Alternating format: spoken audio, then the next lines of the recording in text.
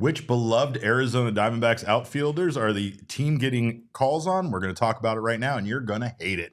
Don't go anywhere. We're talking about it in 30 seconds.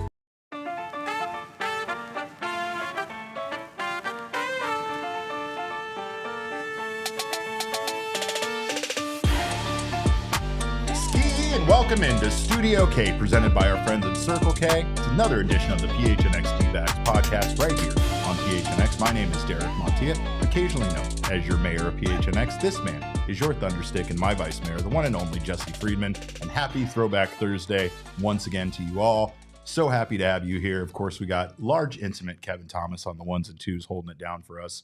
And Dbacks fan 602 starts things off with, I better not see Jake McCarthy or Alek Thomas trade rumors. Well, damn. Sorry to disappoint you, Dbacks fan 602. Unfortunately, we do have news on a report from Steve Gilbert from MLB.com on the Diamondbacks receiving some trade interest there in both of those guys. And of course, why wouldn't they? Those are very two quality players. And we're going to talk about it here shortly. But the big news right now is that the Arizona Diamondbacks have some names that have officially found new teams that are moving on from the franchise. We have Brent Strom, who has taken a role as an assistant pitching coach with the Pittsburgh Pirates. And we knew this was inevitable.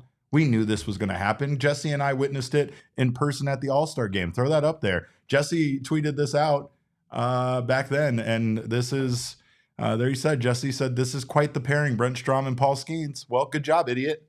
Yeah, you did this to us. The trendy comment Jesse. at the time, like the hot take on the situation was, oh, Brent Strom is recruiting Paul Skenes to the Arizona Diamondbacks, which of course was an absolutely ludicrous theory. But it turns out Paul Skenes was doing the recruiting. Jokes on the people who thought that, because apparently Paul Skenes was recruiting Brent Strom to the Pittsburgh Pirates. That probably didn't happen either. But Brent Strom has been hired by the Pittsburgh Pirates, according to reports, as their assistant pitching coach.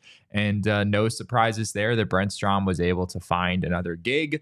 As much as things may not have gone great with the Diamondbacks, at least in his last season with the Diamondbacks, the reality is that Brent Strom has been and will continue to be a highly respected name across the game.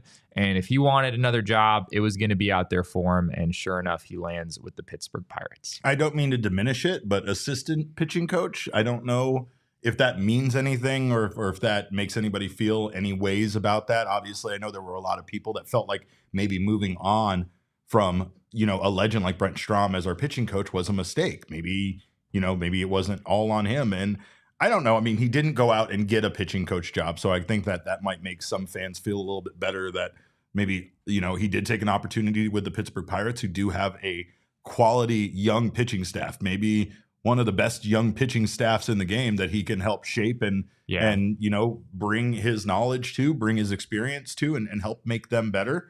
But also, there is something to be said about Brent Strom's tenure with the Diamondbacks. It would be one thing if maybe this season was an outlier when it comes to the team's overall production for pitching, both starters and relievers. But when you look at these numbers for the 3 years that Brent Strom is here, there was never a point where pitching was better than the middle of the pack. In fact, the Diamondbacks were always in the bottom third in both of these categories as far as starting pitching and relief pitching is concerned. And that goes back to his first year here at 2022. Diamondbacks had a 4.05 starting ERA, which was 19th in MLB, and a 4.58 relief pitching ERA, which was 25th. That year, the team finished 23rd overall in Major League Baseball in pitching. And then going back to that graphic in 2023, same thing. I mean, you kind of just see the numbers here getting worse. Starting pitching ERA goes from 4.05 in 19th to 4.67, 21st in 2023. To 4.79 in 2024, which is 27th in Major League Baseball. Relief pitching, I mean, the best that any of that this team ranked at all was 18th in 2023 in relief pitching at 4.22. And again, Elise says in the comments, I think this says more about our overall pitching talent than Strom as a coach. However, that pitching talent has changed over those 3 years. There are a lot of the same components here, and you're right about that. The team has gotten, but you could argue the team got more talented over that tenure, and those are the results. All I'm saying, and again, not to blame these results entirely on Brent Strom, I'm just saying there's not really an indicator there that would say to you that this pitching staff has gotten better under Strom as the pitching coach. So the move to, hire a new pitching coach and Brian Kaplan makes sense. And again, and it might not be Strom's fault, but if the results aren't there, there's a time where you feel like you have to start doing something differently. And that's what the Diamondbacks are going to do in 2025. Yeah, I mean, I think two things can be true, right? On one hand, is it Brent Strom's fault that the Diamondbacks had such a rough year on the pitching side of things in 2024? Absolutely. I don't think so. I think that's kind of an outrageous take. But I think on the flip side, especially with the team making the World Series in 2023, there was this narrative out there that Brent Strom had, kind of greatly elevated this Diamondbacks pitching staff to a highly unexpected place. And I don't think that narrative was ever substantiated either. You look at, Zach Gallen and Merrill Kelly. Zach Gallen has certainly been one of the best pitchers in the game since long before Brent Strom arrived in Arizona. I guess Merrill Kelly, his emergence did sort of align with when Brent Strom arrived in Arizona. And there are other narratives, like Brandon Pfaadt. I do think that his progression, his development over the course of his major league career, moving from one side of the rubber to the other, that was directly attributed to Brent Strom. So there are clearly good things that Brent Strom has done. Yes. But yeah, that big picture narrative that Brent Strom was the reason the Diamondbacks were in the World Series or anything, the numbers simply do not support that. Cam says our young guys improved with him though. Pfaadt, Nelson, J-Mart. You're absolutely right, especially J-Mart. I mean, and right. How many times have we talked about the Brandon Pfaadt phone call that suddenly changed his season, right? So there is a lot to be said about what Brent Strom has done for the young pitchers on the staff. It's to that point now that the organization felt like they needed to change. I think based on what we've heard so far about Kaplan, I'm excited for him as a pitching coach. I think that it is going to be a completely different vibe. You are not bringing in a Yoda-like mentor for these, young pitchers any longer. And at this point, I think at least for the 2025 season, just as a start, the Diamondbacks are more, worried about getting their pitchers to stay healthy and to get a lot of innings under their belt and get back to where they know they could all be. You can also say that Kaplan, does have a history of development, considering he was the director of pitching development for the Phillies. So I don't think there's going to be a big drop off there as far as his ability to develop young pitching. The big difference here is experience, and Brent Strom has so much of that there's very few pitching coaches that are still active in Major League Baseball that you could gain that amount of experience from. Just how does that experience translate over to actually helping these guys, right? Maybe Strom landing in Pittsburgh is the best, spot not only for him but for that team. We might see, those young guys all of a sudden make some huge improvements, which is scary considering how good they already are. It's just, this might be one of those situations where it's best for all parties involved that the Diamondbacks moved on and that Brent Strom found this home in Pittsburgh. I think that's fair. I will be very curious what, Paul Skenes, Jared Jones, Mitch Keller, they've got some really good young pitchers over there in Pittsburgh as it is. And I think that while Brent Strom, we've discussed it, there have been some reports about Strom's relationships with the Diamondbacks veteran pitchers maybe not being exactly what you'd want them to be. I don't think we ever got any indication along those lines for the younger guys. As far as we are aware, it seems like the Dbacks younger pitchers like Ryan Nelson and Brandon Pfaadt and that new wave of pitchers that's coming up through the system, I think those guys seem to enjoy working with Brent Strom and very much benefited from him. So him going to a situation in Pittsburgh where there's a decent contingent of younger guys, I think that's probably a pretty good fit for him. I love you, Michael Rokicki. Thank you for your super chat. He says, Derek looking hot, capital H-A-W-T in the throwback. Boo Elise for letting Newman go. It is Elise's responsibility. For sure. Elise, known baseball GM. I will say, though, that Kevin Newman, that's a name I thought that the Diamondbacks maybe had a chance to bring back. I will say that I thought that maybe it would be cost effective, and the deal that he signed with the Angels isn't outrageous. It's a 1-year deal with a club option. I still don't know what the hell the Angels are doing this offseason. They are entirely too active for a team making the mediocre moves that they're making, and that's no knock to Kevin Newman. It's just they're very active, and it's stuff like this. But Kevin Newman was very he was very sneaky with his value in 2024. I mean, he wasn't a guy that a lot of people probably had on their radar, but he was like a Swiss Army knife for the Diamondbacks. They kind of plugged him in all over the place. And whenever someone was hurt, whenever they needed someone to back someone else up, even late in games, they had him come in and substitute. And I felt like he just did a great job everywhere that they asked him to play. He really did. He really did. Yeah. I mean, especially in those first couple months when Geraldo Perdomo went down with the knee injury, there were some big questions like, all right, who exactly is going to play shortstop? I guess it's going to be Kevin Newman. Diamondbacks trusted him defensively more than they trusted Blaze Alexander. We kind of learned why in the first few weeks of the season. And yeah, Newman was up for that challenge. He stepped in and was not only solid offensively, there wasn't really much drop off at all between Geraldo Perdomo and what Newman was giving the Diamondbacks. And then defensively, Newman was excellent. I think this was the best defensive year that Newman has ever had. I sort of viewed him as a utility guy who could play shortstop if you needed him to, but you'd probably rather him play second base or other infield positions.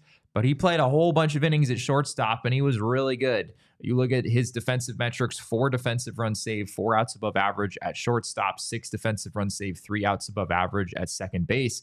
Those are really good numbers, and there are not a lot of utility players out there that can give you that kind of defense up the middle and really all around the diamond. So Newman was a very valuable player for the Diamondbacks in 2024, and they're probably going to have to do something this offseason to fill that gap.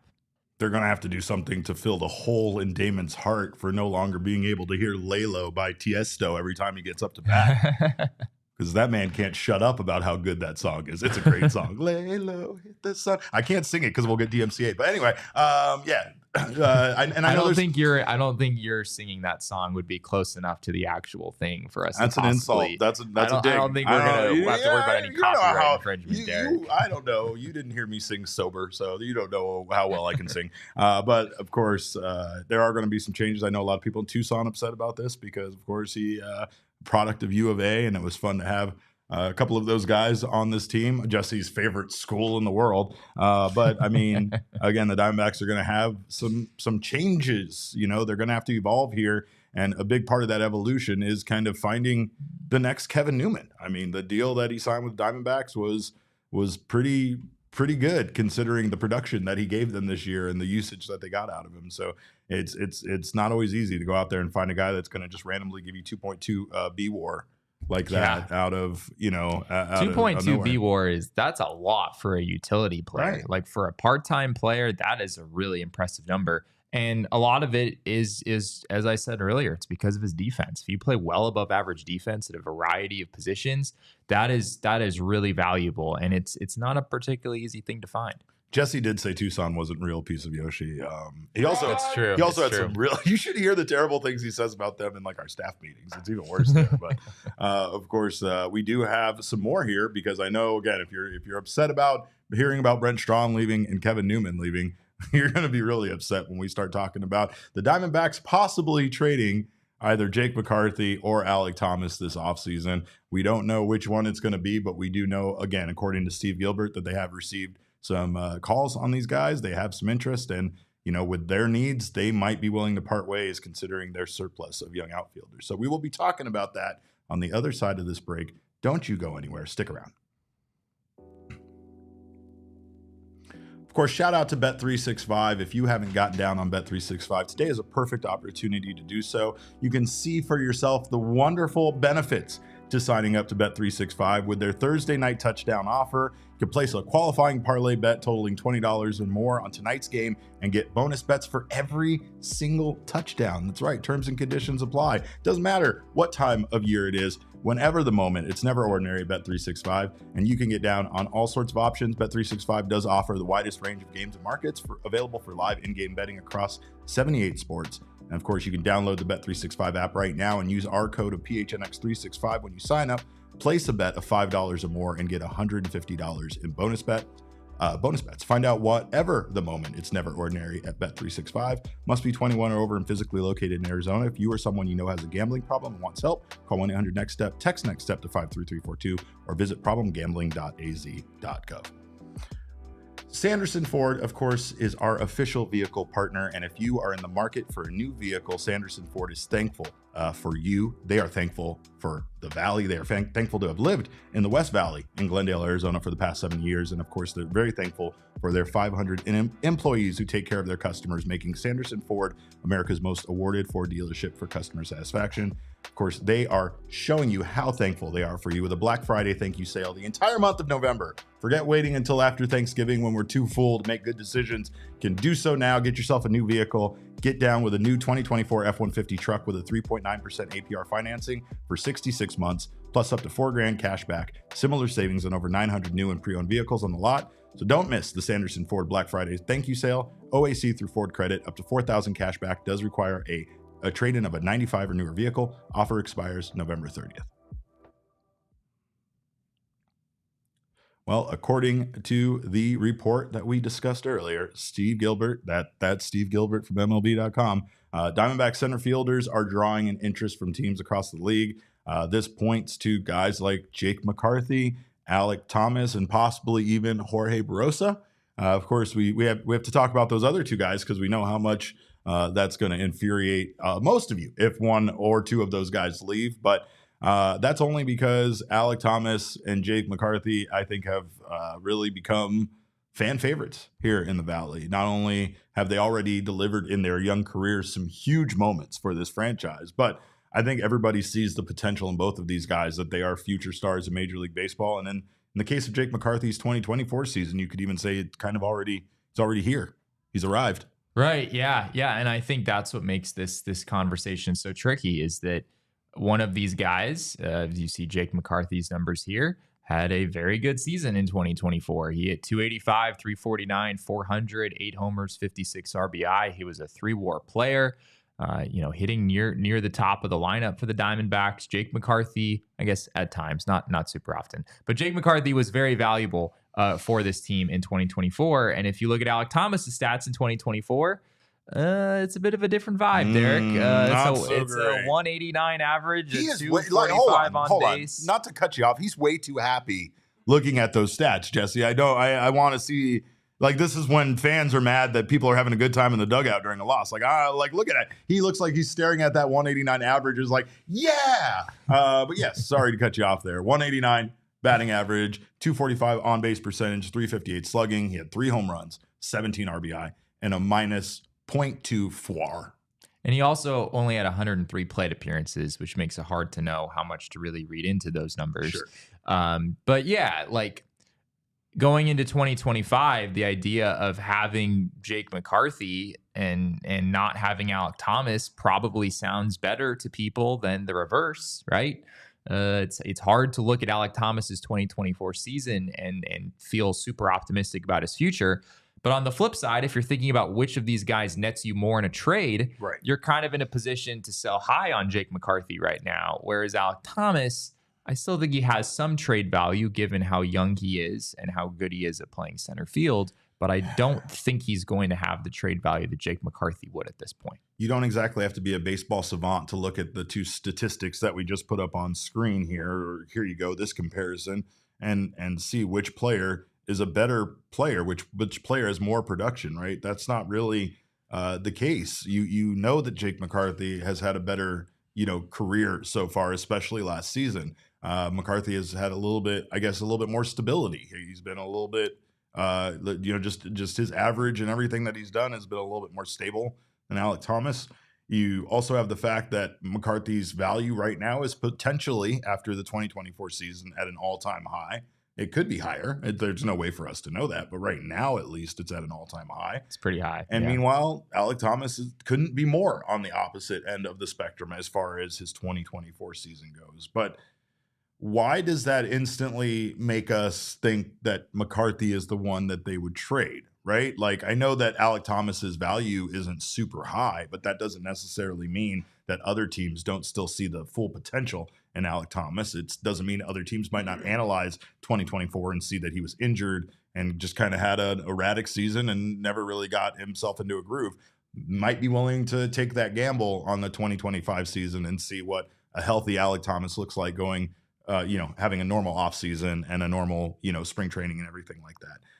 Alek's defense, Elise says there in the chat, Alek's defense over Jake's defense, though. Yeah. He stabilizes the outfield, and he's so good in center field that you feel like at times you're willing to forego when he's struggling offensively because of how good he is out there. And he makes it look so goddamn easy at Chase Field. That is not an easy place to play. You see other guys, you see Jake playing there, you see Corbin playing there. It's not that those guys don't play in adequate center field. It's just at times you see them get all turned around and flipped inside out and making weird plays. You saw what happened with Jake off the wall twice in a game. Like, that type of stuff you never see happen to Alek Thomas. It's very rare when it does. And I mean, again, there's something to be said about his ability to play that center field at Chase Field so effortlessly, right? Yeah. So I really don't know the answer here because, again, it's like I personally see the value at times in trading players when their value is high. And I still believe in Alek Thomas. So that makes me lean towards trading Jake McCarthy. And I just think that's the route to go based on the yield you will receive in return. Diamondbacks have to start thinking beyond the 2025 season at this point. It just sucks when you want to trade essentially the better player, right? Because like with them being all in 2025, they need that. They need him. They need him as one of their, center fielders or at least one of their outfielders, it feels like. Yeah. Thinking about these two guys, it's interesting because the conversation feels a certain way right now where Jake McCarthy was, far and away the more valuable player in 2024. But if we were having this conversation a year ago at this time, I think it'd be kind of reverse. Like after what Alek Thomas did in the postseason for the Diamondbacks, Jake McCarthy did not have a good 2023 season at all. So a year ago, this conversation was very different. However, if we kind of zoom out and look at the big picture, these are their career stats. Jake McCarthy has had 1,231 plate appearances. Alek Thomas has had 916. And you look at these career stats, and it's pretty clear. Jake McCarthy is a career 103 WRC plus. Alek Thomas has a 70 WRC plus.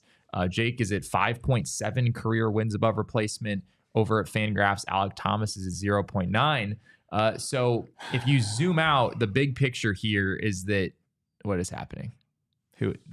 It's Arizona Fall League, Jesse Fall Guys. It's the fall. You just push them. You just push them over. That's all you do. You just shove them out of the way. They're very pushable. It's fine. Okay. All right. But yeah, no, it's it's a weird question. It's a terrible question because it's like, again, I don't think any Arizona Diamondbacks fan wants to part ways with either one of these guys. And I think that's what it comes down to. Nobody wants to see Jake McCarthy go be Rake McCarthy with another franchise. And you get the overwhelming feeling that that's what you're going to see. Then you also have the fact that because we're kind of having this conversation and because people might forever connect these two guys, should a trade be made, you're always going to have that comparison graphic right there coming up and deciding if the Diamondbacks made the right move depending on who they parted ways with and what their careers become beyond this point. This is potentially a fork in the road for, one guy that helped this team tremendously in 2024 and one guy that had what was one of the biggest hits of the entire 2023 season and the playoffs. So I don't know. I don't know what the answer is. I mean, a lot of you guys do. A lot of you guys definitely have your thoughts on it. So, of course, we want to hear from you in the chat and who you would like to see the Diamondbacks part ways with, because I don't know. I don't know what the answer is here. I will say we did have a poll in the chat, 31 votes. I asked who has the higher long-term value to the Dbacks. Okay. So who would you rather keep? Pretty much. 61% currently of the 31 people say Jake McCarthy is the one that has the higher long-term value to this franchise. That's interesting to me because that's not. I mean, that's almost 50-50, right? Like people seem to be fairly split on this, even though the numbers we just showed, like Jake over the course of his career has far outperformed Alek Thomas. Offensively, at least. Defensively, Alek Thomas has a slight edge, but it's just not nearly enough to bridge the gap between how big their offensive numbers have differed. So, given the Diamondbacks' history on this, my inclination is that they would trade Jake, that a Jake trade is more likely than Alek. That is just sort of my speculation. And I say that because you look at some of the recent deals that they've made, the Diamondbacks have sold high on guys in general, right? Like last offseason, they traded Dominic Fletcher after Dominic Fletcher put up really good numbers for the Dbacks in the regular season. The year before that, they traded Dalton Varsho after he had a really, really good season and was showing a lot of promise. Even some smaller moves, right? Like Ryan Bliss was part of that trade to get Paul Sewald. He had a really, really good season in the minors that year. Davis and De Los Santos this year, and the AJ Puck trade when his value felt like it was maximized. It just doesn't feel like the D-backs really ever dip their feet in the water of trading a guy when their value is near its lowest point. And if you were to trade Alek Thomas, that's kind of what you would be doing. Yeah, no, I mean, there's no argument there. Alek Thomas has had a really, really rough 2024 season. Elise here again, like she doesn't want us to call her a baseball GM, but then she keeps like giving us insider information. But she says we can't judge last season offensively for Alek. In my opinion, he was hurt from the jump and never really got it going, and then got hurt again. Yeah, it's like it didn't prove anything positive about Alek's future, but it didn't really prove anything negative either, right? It was just sort of like, all right, Alek Thomas, his season was basically, you basically can't take anything away from it because he was hurt for such a big portion of the year. Well, I hate this, and I hate not knowing at all what the Diamondbacks are going to do. All of this stuff that we've talked about for basically the last 2 weeks is speculation, but when you hear what you're hearing, there's smoke, and where there's smoke, there's fire, right? We know the Diamondbacks have a surplus of center fielders. We know the Arizona Diamondbacks have a surplus right now of starting pitchers. So when we hear the rumors that they're trading, or at least taking phone calls on starting pitching, taking phone calls on these outfielders, it makes sense. It makes sense based on, what they have, and that at this point, it's not going to be, they're not going to spend nothing in the offseason, but we do know that they're going to have their hands tied a bit on how much they can spend. So in order to make this team more competitive and keep up with this really, really tough NL West, they're going to have to, make some sacrifices in order to try to improve this team. All right, I have a couple questions for you. So would you trade a Jake McCarthy if it meant that you were getting, we'll start with a back-end reliever. If you could get one of the top back-end relievers, like I guess some of the guys we've talked about, a Devin Williams or Ryan Helsley, someone like that, would you be willing to trade Jake McCarthy to accomplish that? It would have to be a back-end reliever that had at least 2 years left on their contract. Okay, so you're not in on trading Jake for Ryan Helsley. Okay. I'm not. Interesting. I'm not, and I know that might be crazy because Ryan Helsley is the exact kind of thing they need. However, Jesse, I've been sitting in this damn seat right next to you when we talked about the Arizona Diamondbacks picking up the guy that had the most saves in Major League Baseball last year. And you remember how Mark Melancon worked out. Yeah. You all remember how Mark Melancon worked out. And I don't trust any of you closers out there because you're all going to come here and you're all going to be crummy and you know it. And that's why my heart is broken and it'll never trust again. To be fair, Mark Melancon was what, like 38 when that happened? Now you're just Ryan Helsley. I'm just saying Ryan Helsley and Devin Williams are in a slightly different stage of their careers than Mark Melancon was when that happened. But it's fair. It does feel like at this point, if you're the Diamondbacks and you trade for a closer, you're sort of holding your breath no matter how good their credentials are, because we've seen a thing or two in this market, right? When it comes to back-end relievers who have great track records and then they come here and it doesn't work out so We've been hurt before, but yeah. Cam says for just 1 year of control, I pass. I think that's the biggest thing. And I mean, honestly, the Diamondbacks, we've also talked about their two timelines. This is the first timeline, and it sucks. This timeline involves the end of potentially Merrill Kelly and Zach Gallen's career here. It involved maybe Christian Walker and the end of his career in Arizona, right? So, like, now that we're getting to 2025, there's two clear paths that the Diamondbacks can go, which is building beyond and starting to prepare for the future, or, going all in 2025. And it seems like they're kind of doing that. Like, it seems like they are kind of going all in on this season. It's just how much of your future, again, do you mortgage? How much of a Jake McCarthy or Alek Thomas are you willing to lose, to give up in order to improve this team? And how long does that improve the team for? I don't like the idea of it doing it just for 1 year, but sure. Again. So 2 years of a back-end reliever, though. That makes me feel, could be interested in the right situation. Yes, I could be. And especially, again, if it's, if you're talking about the caliber of those two guys that you bring up and the numbers that they had in 2024, then yes, it's just, I don't know. I mean, you can't play all of the guys, right? This is, again, like fantasy football when you're hanging on to guys the entire season that you never even play once just because, like, you think that they might be good, or you think at one point they might be that running back one or that wide receiver one. Sometimes it works out, sometimes it doesn't. But sometimes you literally leave those guys taking up a bench spot the entire season. You can play them in your bye week. And so, like, the Diamondbacks are getting to that point where they just have a surplus of these guys that are major league ready. And that includes Jorge Barosa, which we haven't really talked a lot about. But, I mean, he would become, if you traded one of these guys, I think you would do it knowing that Jorge Barosa is a viable option to step in. And I think that's reasonable. Like, Jorge Barosa is a really good defensive outfielder. I don't think it's too crazy to imagine that Jorge Barosa and maybe Alek Thomas would be the more accurate comp there, that those two guys could be roughly similar performers in the big leagues at this point. The other thing I want to bring up real quick, which we haven't mentioned, is both Jake and Alek are under team control through 2028. So when you're weighing which of these guys you'd rather trade, there's no difference in terms of the team control. They're both under team control for, I guess that's 4 more seasons. So you've got a decent amount of control on both these guys. I don't like, no, they can't go to an NL team. That's the other thing too. She's right. We have to trade them to an AL team so that they can't hurt us. That's why at least Christian Walker going to the Yankees is like the least worst case scenario, kind of. I don't know. I don't really know. I'm just trying to figure out how one of these guys would make sense for the Mariners, because if we're just trying to play get Jerry Dipoto on the phone now. The most likely outcome is certainly a trade with the Mariners. So they'll who give on us the Mariners 2 starting pitchers and a closer for an outfielder. They'll give us way too much. I know it.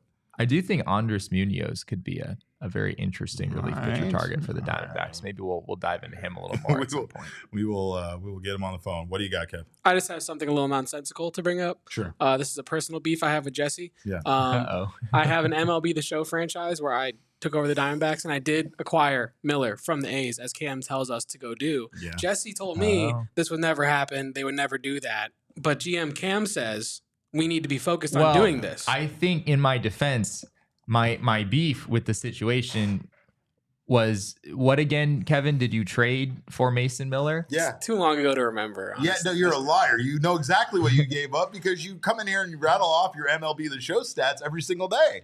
You know the entire history of your franchise.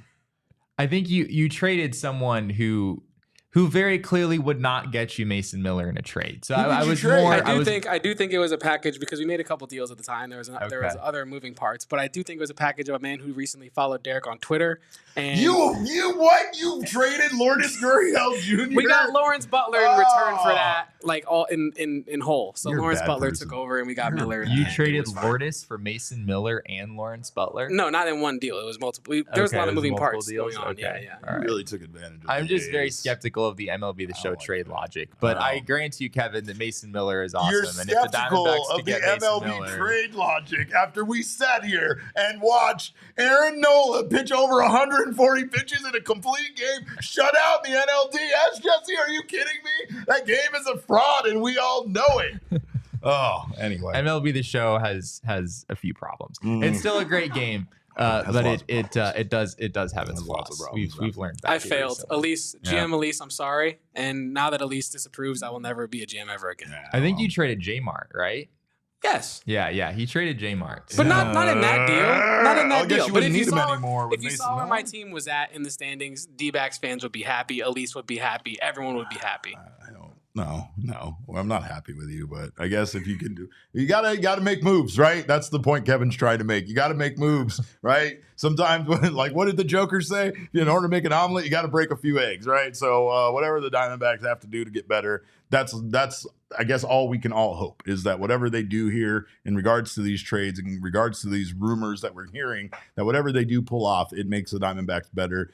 And, can help an 89 team maybe win 91 next year and get into the playoffs and do the damn thing. But we do have some good news to talk about, and that is we're going to reminisce. It's Throwback Thursday. We're going to talk a little Diamondbacks history on the other side of this break. I don't know if it's all good news. Well, I mean, it's mostly good it's news. mostly good Mostly news. happy memories. But we're also going to talk about bad news for Tampa, because it would appear that in 2025 we're going to have not one but two teams playing in minor league stadiums. This is nuts. We're going to talk about all of this on the other side of this break. Don't you guys go anywhere.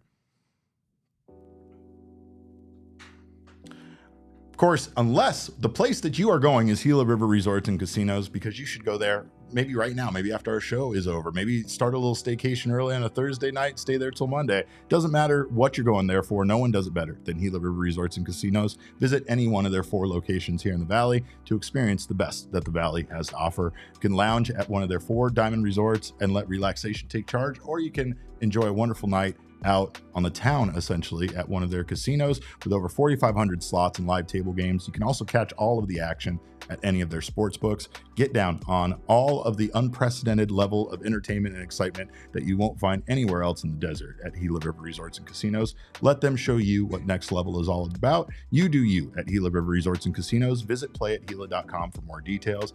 Of course, we've talked about it a bit, but we will be hosting events there all year long, including our Cardinals and Suns watch parties and so much more. So stay tuned for info on how to come hang out with us, and maybe, just maybe, how to come hang out with Archie Bradley.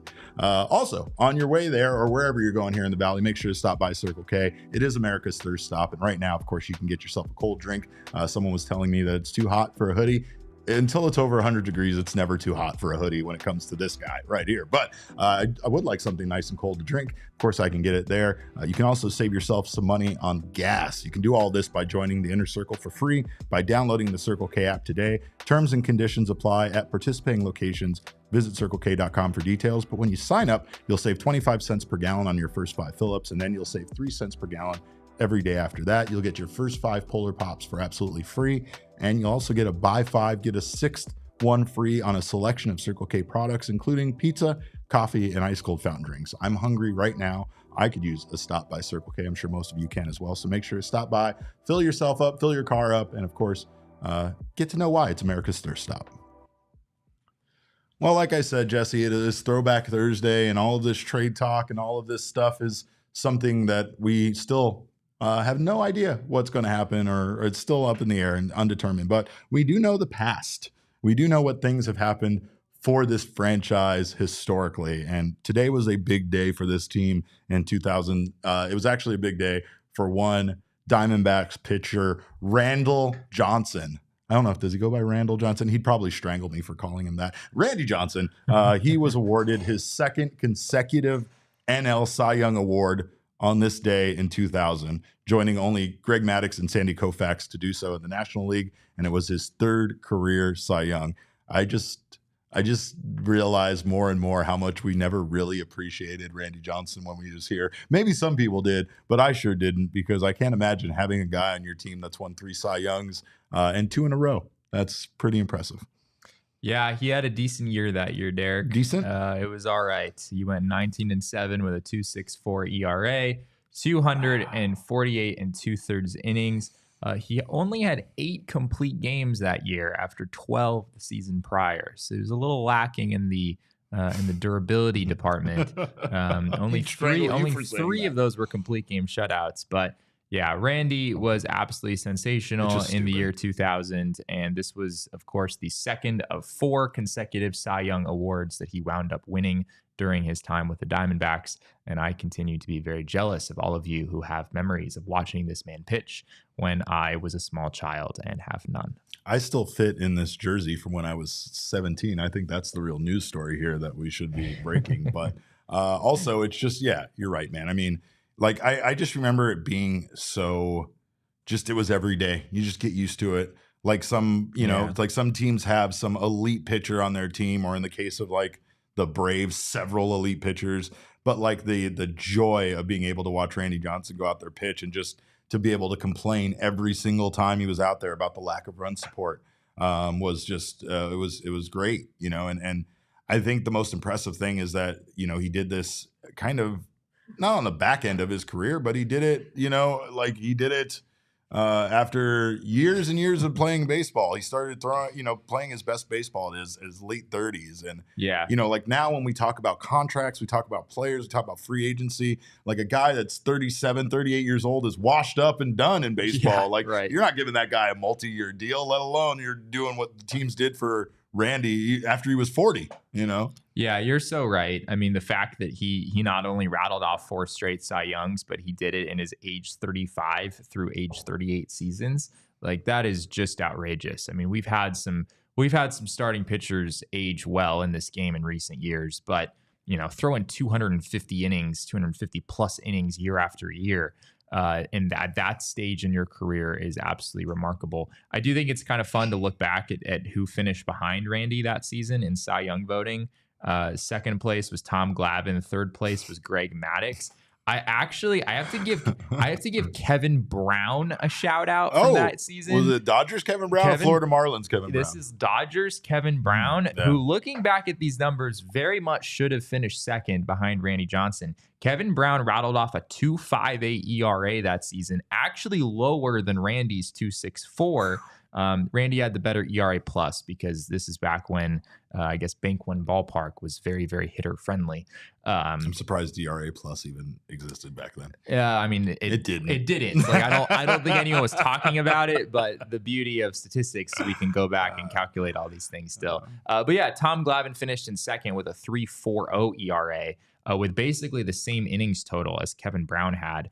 With a 2.58 ERA. I imagine the difference for people back then was that Tom Glavine had 21 wins for the Braves that year compared to just 13 for Kevin Brown of the Dodgers. So this goes back to the MLB era where wins was actually a stat that people cared about.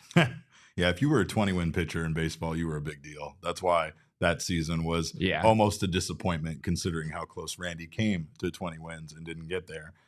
Meanwhile, as equally important, Jesse, right? Equally important on this day in 2015. Speaking of Dbacks legends. Yes, speaking of Dbacks legends, the Diamondbacks, Jeremy Hellickson era concluded in Phoenix, Arizona on this day in 2015 as they dealt him to the Philadelphia Phillies for relievers Sam McWilliams, which you all remember, of course. But Hellickson spent only the 2015 season with the Dbacks. He went 9-12. With a 4.62 ERA, a 1.33 WHIP, and 27 starts, 146 innings pitched. Both a forgettable season and non-memorable. I don't know. It's both of those things somehow. I don't know. But yeah, I mean, Dave Stewart once said the D-backs considered Hellickson to be either a number 2 or number 3 starter in Major League Baseball. And that's when the move was made. When the move was initially made. Right, yeah. When the move was initially made, Dave Stewart spoke very boldly about Jeremy Hellickson and what he expected to get from him. Ever a worse era in Diamondbacks history than the Dave Stewart era? I implore you to find it and tell me. It's a bit of a dark time. And those statements that Dave Stewart made were particularly bold, given that Jeremy Hellickson had a 4.52 ERA the season prior and a 5.17 ERA with the Tampa Bay Rays the year before that. I think his argument was that Hellickson had some injuries. I want to say it was an elbow, maybe shoulder, something arm-related that sort of held back his command. And the Diamondbacks felt that since he was healthy, he was going to come back and be more like the pitcher he was early in his career. And to give Jeremy Hellickson his props, he did actually have some pretty impressive seasons in the majors early on. 2011, his age 24 season, a 2.95 ERA for the Tampa Bay Rays, a 3.10 ERA the season after that in 2012. So I think the Diamondbacks envisioned getting 2 years of that version of Jeremy Hellickson when this deal was initially made. But that is not how things played out. 2015 season was not great for the Diamondbacks. They winded up dealing him to the Phillies for Sam McWilliams, who was later sent to the Tampa Bay Rays, oddly enough, to complete the Steven Souza Jr. trade several years later. So Sam McWilliams never appeared in the majors with the Diamondbacks, and I don't think has ever appeared in the majors for any team. I believe he's in the Milwaukee Brewers system right now, still trying to make his debut. So what's the poll that we're talking about, Big Kev? Yeah, so right now I put a poll in the chat that asked, did you ever watch Randy Johnson pitch live? 17 votes, 65% of the people say yes, 35% say no. Oh. Huh. I was hoping it was, is Dave Stewart the worst GM in baseball? And that's would have been yes. Don't forget about the Trevor Cahill trade, Shelby Miller trade. Yasmani Tomas? Anyway, hey, we discussed the hills that we would die on Mailbag Monday the other day. I maintained, Derek, that the Shelby Miller trade in the moment, I don't think it was as bad of a trade as it was made out to be. But yes, there were many things that it's regime the body did. Of work. It's the body of work. Yeah, look, there were many of mistakes that regime made. I mean, I think trading away Touki Toussaint in order to like get off the Bronson Arroyo contract was one of the more egregious things I've seen a front office do. Yoan Lopez. It's Yoan, right? Yoan Lopez. I don't.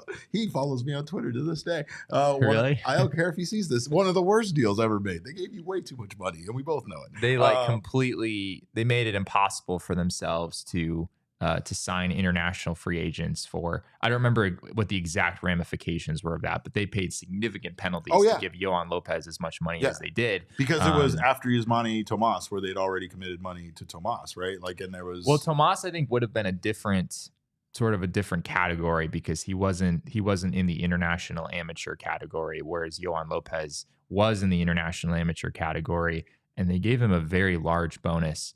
$8 million.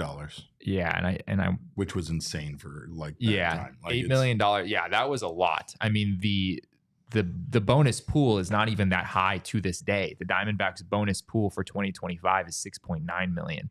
So they went way over that. I think the rules were maybe a little different back then, but yeah, we could do an entire show on the mistakes of the I don't Dave want to. Stewart, I refuse Tony to. La Russa era. So we won't go any further into that now. I swear to God, if you tempt me, if you even suggest that that's going to happen, I won't come in tomorrow. I'll just not be here tomorrow. I don't think you are going to be here tomorrow anyway. So I just wanted the people to know why I was absent. But anyway, well, of course, that's. I mean, I think we kind of rushed through this here. The Diamondbacks. I mean, Hellickson was what he was.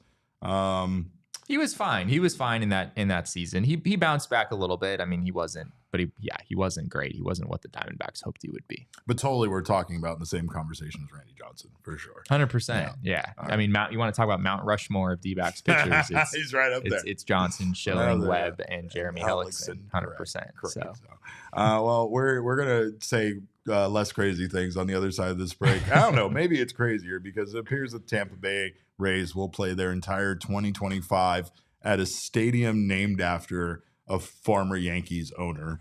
That's got to sting considering you play that team in your same division. We'll talk about that on the other side of the break. Don't you guys go anywhere.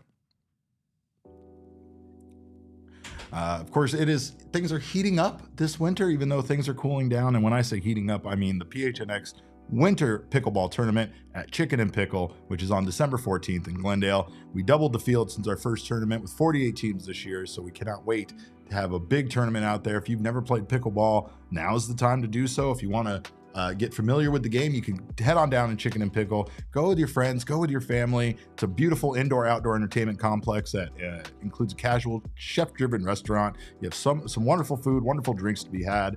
They have it's a sports bar, so you have all the TVs. You can watch all the games that you're looking to watch. And of course, you can learn the game of pickleball. If you are new to it, there is a newbie night, and you can, again, get familiar with the game. You can learn how to play. It also includes a $10 Chicken and Pickle gift card. So, of course, you can head to gophnx.com/events to find out more about our tournament. You can head to chickenandpickle.com to see all the fun you can have at their Glendale location. Also, of course, speaking of Valley legends, Empire Today is an absolute legend here in the Valley for flooring services. If you need new flooring in your home, look to Empire Today for easy, quick, and convenient service. You get someone in your home that day and eliminate back and forth to a store. They also offer you a curated product selection instead of having to look through thousands of samples. They will find out what you're looking for and give you options that meet your needs. They also have a virtual floor designer, which is a great way to see how the new floors will look in any space. All you have to do is snap a picture and instantly see how new floors will look in your room. Right now, schedule a free in-home estimate today. All listeners can receive a $350 discount when they use that promo code of PHNX. Restrictions do apply. See EmpireToday.com/PHNX for details. And of course, it is a great time of the year to get those floors replaced, especially before people come over for the holiday season. So make sure to check out everything Empire Today has to offer you. And that is Empire Today. I love doing the jingle. I mean, that just makes me feel special. We're gonna get copyright. No, they're a partner. They're allowed to do that. They don't do that. That's not how that works. But speaking of situations where teams are in a bad way, I guess you could say, that Tampa Bay Rays stadium situation has become a nightmare for this team. We recently found out that it is going to cost what was it, like over $50 million, $56 million to fix that weird synthetic roof that they had that up until now I didn't realize was just tarp basically. But it is a very expensive tarp, and it is going to mean that they cannot play their games at Tropicana Field. So, and that won't be until 2026. We also know that they are trying to figure out a new stadium situation for the Tampa Bay Rays. So maybe with this disaster, maybe it plays into that. Maybe a decision is made for them to just build the Rays a new home, which will take much longer than waiting until 2026 for that to be done. But the Tampa Bay Rays will play the entirety of the 2025 season at George M. Steinbrenner Field in Tampa, the single A affiliate home of the Tarpons for the Yankees. They play there. So obviously they're going to now be kicked out and have to go find a new place to play. At least at some time, there's going to be some adjustment that's needed. But how weird is this, that this is the option that we're kind of left with here? Yeah, I mean, maybe they could just use one of the backfields for the Rays games, and then because the Tarpons, they need their attendance money, right? Like we can't be interfering with the Tarpons schedule. You're not wrong. Yeah, this is a very messy situation. Certainly, I think one of the weirdest parts of this is, as you said earlier, that the New York Yankees are in the same division as the Tampa Bay Rays. And a report just came out from Spot Track that the Yankees will gain $15 million in revenue from having the Tampa Bay Rays.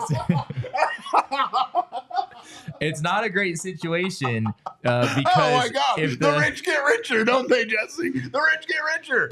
Oh my God. I mean, can you imagine if the Yankees sign Juan Soto? Like, true or not, the narrative is going to be that the Tampa Bay Rays are funding paid for it. They're funding their division rival landing the best, the most highly sought after free agent on the market. That's by having to play their games at their spring training facility. So yeah, it holds about 11,000. I think that was one of the appeals here. Is it is the capacity is on the higher end for being a spring training facility. And let's face it, the Tampa Bay Rays weren't exactly drawing much more than 11,000 anyway. I think they averaged around 16,000 this past year at the Trop. So it might be kind of a fun environment in some ways with a sold out crowd, I would imagine, at least most of the time. But there are some complicating factors here for sure. I know of a place that they could play, Jesse. It's a stadium that a lot of people might be familiar with that could hold a capacity up to 49,000 people. And it's actually located in Montreal. That's right. Olympic Stadium. Let's go back. Let's bring the Expos back. It's time. We already talked about it. There was that weird rumor where they were going to split time between Montreal and Tampa. We knew that was never happening. Just move them. Just get them out of here. I would rather be in a different country than be financing the Yankees free agency offseason. That is insane that's what's going to happen. It's funny that you're making their minor league affiliate have to go play somewhere else. That's kind of hilarious. But what's not hilarious is that we are going to have not one, but two Major League Baseball teams playing in essentially spring training / minor league facilities in 2025. And that doesn't make any goddamn sense at all. There's way too many facilities around the country for these teams to be playing in, stadiums that, one, are going to have a problem when it comes to weather. because both of these outdoor stadiums are in areas where the weather isn't going to be great at times. Yeah. Sacramento gets very, very hot in the summer. So good luck sitting through those games. I don't like to sit in the sun at Camelback Ranch when it's 85 degrees outside. Can you imagine when it's close to 100 and you're sitting out there in Sacramento? And same thing with Tampa. I mean, Tampa gets hot and gets it rains really a lot. hot and it rains and it's so bad for baseball. And I can't believe that there aren't better options than this. More importantly, I can't believe, like, at least the Tampa Rays, the Tampa situation is a storm. You don't have any control of that. It's an act of God. You had control over what the hell the Oakland A's are doing, or I'm not even allowed to call them that anymore. The A's are doing, the Sacramento A's are doing. This whole thing doesn't make any goddamn sense, and I can't believe that there's not a better plan in place. I can't believe Major League Baseball doesn't have a better contingency plan in place for a Major League team. Look what happened just because of the weather during the end of the season and how it impacted the playoffs and the Diamondbacks, right? So it's like baseball needs to get their thing that I can't say anymore together, get it all together, put it all in a bag and take it somewhere. Where? I don't know. Just get your stuff together and make sure that you have some sort of contingency plan for when emergencies and disasters like this happen. You got to figure it out. Like, hopefully it never happens, but when it does, you should have some sort of plan. And again, Olympic Stadium is falling apart. It's not in good condition. It's not like that's a great option. However, considering it exists and it hasn't been torn down yet, it's an option. I also have another option for you, Tampa. There's a stadium in Oakland that maybe we could put you in for the 2025 season. Those people would love to have a baseball team back again, and they would love it if it wasn't the A's. So we'll find something to do, but it's better than them playing an 11,000 capacity, single A affiliate stadium where the revenue that they generate is going to go to their opposition. That's crazy to me. It's bonkers. I do think there's a fair amount of irony in the idea of, all right, well, a hurricane blew the roof off our other stadium, so now we're just going to go play outside. that doesn't exactly just play at the Tropicana. It doesn't have a roof, neither does the other place. Neither place has a roof. My God. Yeah, that would be the wildest solution here. Would be like, all right, well, let's just rip off the remaining pieces of the roof and just play. It's just an outdoor stadium. Play the Trop as an outdoor stadium. Get rid of the catwalks too while you're at it. I mean, logistically, there are, I don't know exactly what Major League Baseball is supposed to do in this situation. Like, can you really move a team on the East Coast to the West Coast? As much fun as it would be to just give Oakland a team back, although I don't think that would be possible anyway.